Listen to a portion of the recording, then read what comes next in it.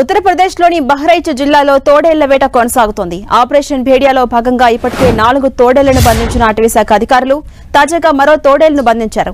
దీంతో ఇప్పటి వరకు బంధించిన తోడేళ్ల సంఖ్య 5కు పెరిగింది. మరోవైపు తోడేళ్లు కనిపించిందంటూ తప్పుడు ప్రచారంతో అధికారుల ప్రయత్నాలకు ఆటంకం కలుగుతోంది. మనుషుల రక్తం రుచిమరిగిన తోడేళ్ల బెడద కారణంగా యూపీలోని బహ్రైచ్ జిల్లా గడగడలాడుతోంది. తోడేళ్ల భయంతో పిల్లలు స్కూల్స్, కాలేజీలకు వెళ్లడం మానేశారు. మార్కెట్లు, దుకాణాలు బంద్ అయ్యాయి. రైతులు వ్యవసాయ క్షేత్రాలకు వెళ్లడానికి జంకుతున్నారు. మహ్సీ సబ్ డివిజన్లోని పలు గ్రామాలు భయంతో నిర్మానుష్యంగా మారిపోయాయి. గత 50 రోజులుగా బహ్రైచ్ జిల్లా వాసులు కంటి మీద కునుకు లేకుండా బతుకుతున్నారు. నరమాంస భక్షక తోడేళ్ల దాడిలో 35 మంది ప్రజలు గాయపడ్డారు. 10 మంది ప్రాణాలు కోల్పోయారు.